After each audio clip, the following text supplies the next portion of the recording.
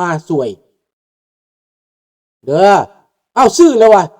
อามิโกไปซื้อแหละ lobster หันซื้อไว้เพื่อมื้ออื่นวะซื้อมาแล้ว55ว่าซั่นเพิ่นไปซื้อเพิ่นย่านบ่ทันแน่นน่ะเออเพิ่นไปซื้อไว้แล้วย่านบ่ทันอันนี้ก็สิไปซื้อเดี๋ยวนี้แหละมีแต่เตรียมต้อนรับซื่อๆคนลาวบ่ต้องไปต่อต้านบ่ต้องไปเรสิสเตบ่ต้องไปต่อสู้ถ้าเกิดสงครามโลกเป็นโอกาสของเฮาสิต่อต้านบ่ว่าซั่นเฮาบ่ได้ต่อต้านหยังเด้อเกิดสงครามโลกขึ้นมาน่ะพวกลาวแดงพวกบักมันเป็นเผด็จการน่ะเขาจัดการเองโอเคเฮาหมายความว่านั่งรอท่าอยู่บ้านเป็นทหารคือกันมีปืนก็ถือไว้บ่ต้องปิ่นไปใส่เกียมไว้รักษาไว้เอาไว้ประกอบส่วนเด้อบ่ต้องเฮ็ดหยังบ่ต้องไปสู้บ่มีส่วนใดสิเอาไปสู้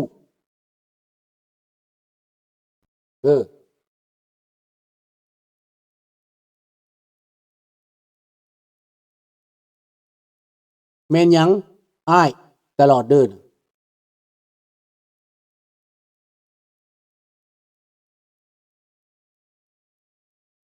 อ้ายลอดเด้อ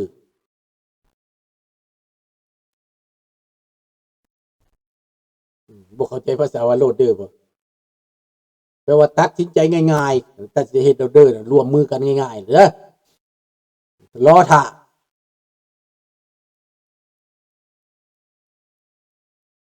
แม่นแล้วพวกเผด็จการเขาหมายซื้อไว้แล้วฮอดยามเขาไปจับเอาโลดแหละ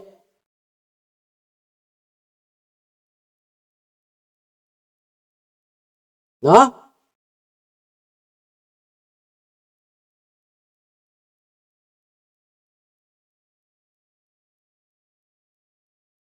โอ้400พุ่นน่ะ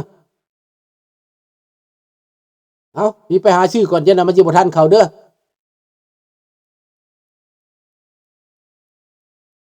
ถ้าอเมริกาชนะจีนเฮาสิหลุดพ้นจากคอมมิวนิสต์บอกว่าแน่นอนแล้วมันหลุดด้วยปริยายนะเจ้าคิดจังซี่ซ่านลาวสตอรี่โลกเสรีชนะโซเวียตล่มสลายประเทศยุโรปบ่ได้ตีบ่ได้เฮ็ดหยังเบิดกำแพงเบอร์ลินล่มลงประเทศต่างๆออกมาเป็นประชาธิปไตยเบิดรวมไปทางยูเครนลาตเวียลิทัวเนียฮังการีบุลแกเรียฮังรูเมเนียโปแลนด์แม่นเบิด